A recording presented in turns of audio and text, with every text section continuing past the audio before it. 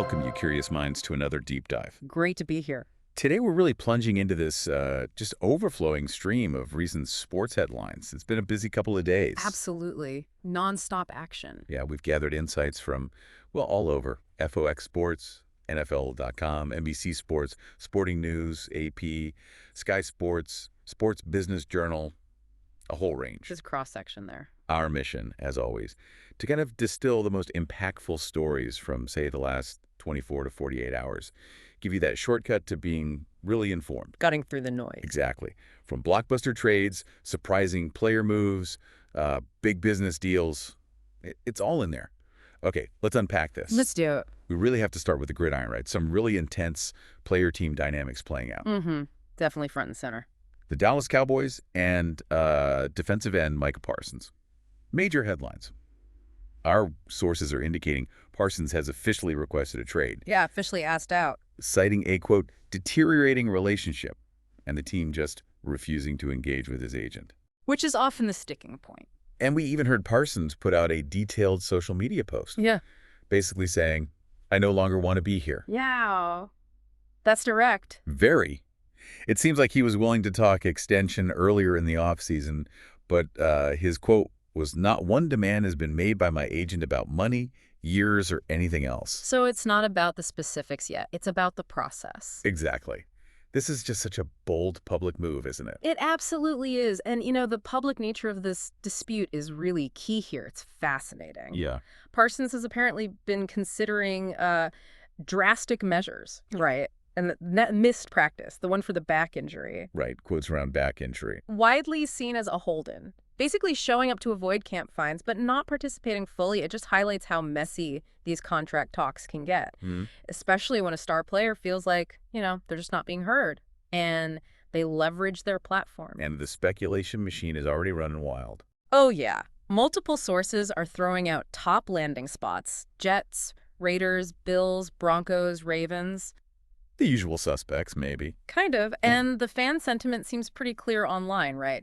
Just pay the man. Loud and clear. So it really shows what happens when a team's strategy and a player's desire for that extension just fundamentally clash. It can spill out like this. And Parsons isn't the only star making waves with a trade request either. No, definitely not. Terry McLaurin, Washington Commanders wide receiver, also asked for a trade.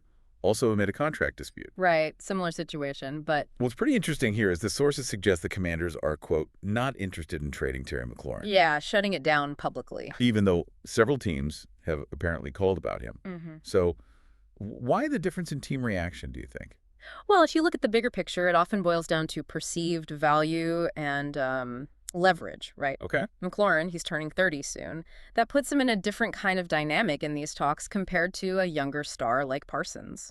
Age factors in heavily. Definitely. And we've seen this playbook before, haven't we? Players like Brandon Ayuk, T. Higgins, even Myles Garrett, they requested trades. And then they signed deals. Exactly. They ended up signing new deals with their current teams. So McLaurin's situation, it kind of illustrates that strategic game. A veteran player wants an extension, the team's maybe rebuilding. They know his value, but they also know there's a finite window for that big new contract. It's a delicate balance. And just quickly on receivers, there's also that surprising Keenan Allen news. Oh, yeah, the potential Chargers reunion. Visiting the Chargers, mutual interest is the phrase being used. Could be that reliable short area target for Justin Herbert, maybe compete for the number 3 spot. It suggests teams are looking for that experienced talent, maybe without, you know, completely breaking the bank for a top-tier deal. Value hunting. Exactly. Allen's potential return, it highlights that trend. Teams prioritizing value, a known quantity for a specific role, but maybe not committing to a max contract. It's smart strategic roster building. Okay, let's pivot here. Moving over to Major League Baseball. The trade deadline has come and gone. Always a frenzy. Left a trail of, well, significant moves and some real head-scratchers, honestly. That sounds about right. Like the Dodgers. Still the World Series favorites, right? Yeah. But the sources say they mostly sat on their hands at the deadline. Which is surprising given their resources. Meanwhile, the Padres made huge waves. They're being described as both winners and losers at the deadline. How does that even happen? Well, that's the paradox, isn't it? It speaks volumes about how subjective and frankly, risky these trade evaluations are. Right. The Padres, they were willing to deal away top prospects, shows that they're unafraid, making bold moves for right now, immediate contention. Mm-hmm. Paying off short term. Looks like it. They're new guys. Pitchers, Pivetta and Merrill, they're already contributing. Padres reeled off 6 straight wins right after, so short term, yeah, they look like winners. But the losers part. That's the long game, the future cost of those prospects. If those young guys blossom somewhere else, well, then maybe they look like losers down the road. Gotcha. Risk versus reward. Exactly. And then you look at the flip side. The Yankees couldn't trade Marcus Stroman, ended up releasing him. Yeah, messy end there. And their new bullpen guys, sources say they collapsed immediately in their debut. Just highlights that immediate, sometimes brutal, unpredictable impact of deadline deals. Wow. Instant feedback. You could say that. We also saw Carlos Correa go back to the Astros. Sources said there was only one team for him. Seems like a natural fit. Felt inevitable, didn't it? And the Phillies, they loaded up, got Gold Glover Harrison Bader, star reliever Jahon Duran, clearly making that World Series push. Serious additions for October. And the Mariners. They went all in. The feeling was, quote, this team deserved it, pushing their chips in. Bold move. Shows belief in the current roster. So it paints this picture of really aggressive strategies for the stretch run. But what about teams like the Red Sox? They apparently lamented a lack of big deadline trades. What does that mean for them? Well, the trade deadline often defines a team's immediate championship hopes, right? Yeah. It's a statement. Yeah. Teams like the Blue Jays grabbing Shane Bieber, the former Cy Young winner, or the Tigers making that flurry of deadline trades to boost their bullpen and rotation, they're clearly pushing for now. All about immediate impact. Right. But the challenge is balancing that push with, long-term roster health. If you go all in, the reward could be huge, but the risk is massive if it doesn't pan out. And the teams that held back. The ones lamenting a lack of trades, maybe they're playing the long game, maybe they just missed their window, or maybe the price was just too high. It sets the stage for a really interesting final couple of months. Okay, so beyond all the trade drama, there's been plenty of other action across the sports world. Let's shift focus a bit. Maybe player dynamics, lead narratives. Sure. Where do you want to start? How about the WNBA?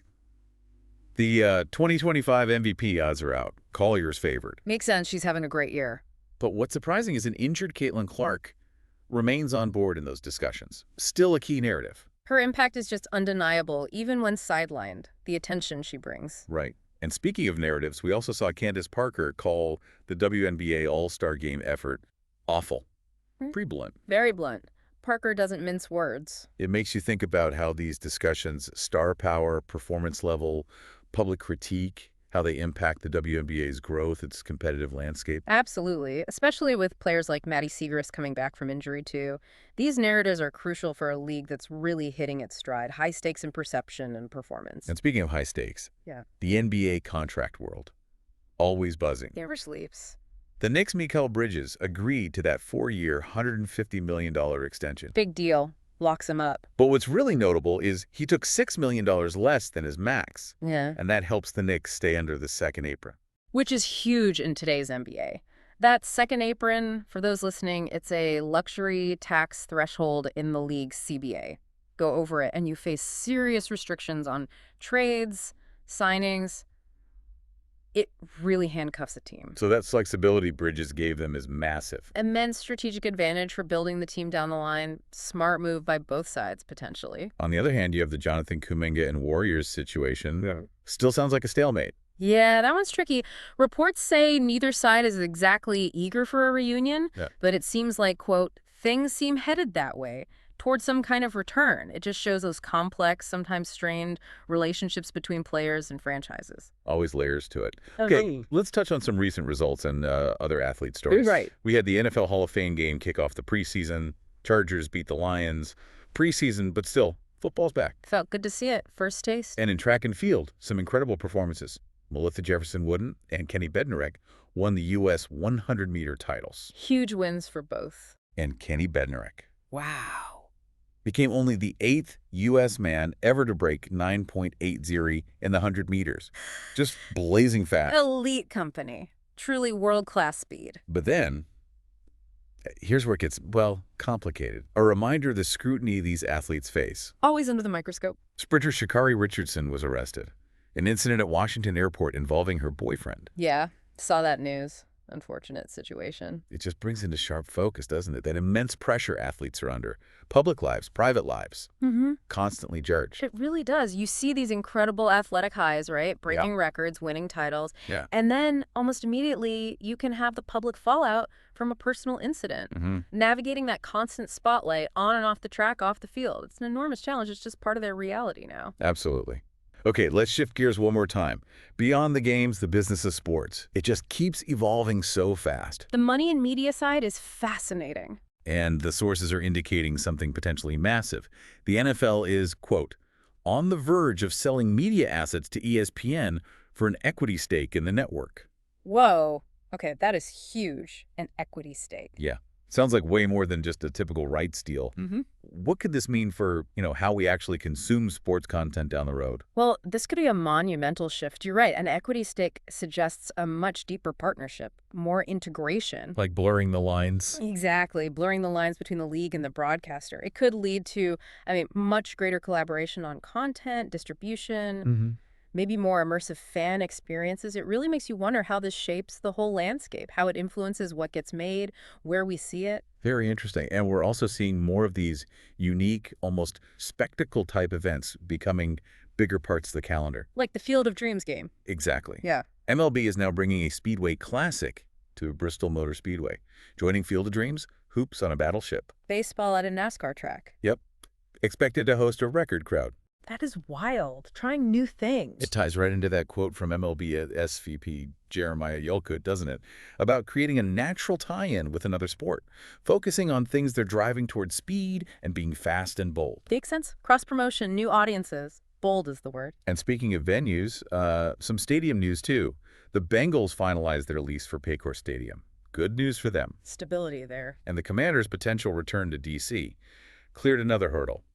Preliminary council approval. Moving forward, slowly but surely. However, our sources also highlight some complexities. There's mention of Trump's nickname pressure surrounding the Commanders' stadium hopes. Right, that political angle creeping in. And that ongoing debate in Philly. Should the Eagles pay for it themselves if they want a new stadium? The eternal public funding debate.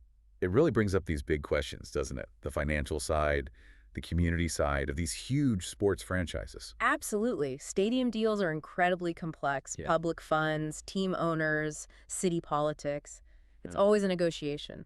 And that mention of the Trump's nickname pressure. Yeah, and just to be clear, as we relay what's in the sources, that mention really illustrates how sports intersects with these broader cultural or political narratives. We're just reporting that connection impartially, not endorsing any view. Right, important distinction. But these discussions, ownership, naming rights, who pays for the stadium, they profoundly reflect that evolving, sometimes really contentious relationship between teams and the cities they call home. Well, we have navigated a truly packed few days in sports. I mean, from the high-stakes drama of NFL trade requests Yeah, the Parsons and McLaurin sagas. to the immediate fallout, the winners and losers of the MLB trade deadline. Padres gamble, Yankees bullpen woes. And these fascinating business decisions shaping how we actually watch the games. That potential NFL ESPN deal. Huge implications there. You've heard about players demanding change, teams making these bold bets, even the venues themselves transforming with things like that Speedway Classic. It really reveals how interconnected this whole world is, doesn't it? Player contracts affect team dynamics. Media deals shape how fans get access. These unique events keep pushing the boundaries. Blurring lines between sport and entertainment. Exactly. It's all tied together. So, as you reflect on all this, here's something to mull over, maybe a provocative thought. With so much of the news cycle dominated by trades, free agency, these massive business moves, what does this constant churn of information tell you about the balance, that maybe increasingly intricate balance between pure athletic competition and the larger-than-life multi-billion-dollar enterprise that professional sports has undeniably become?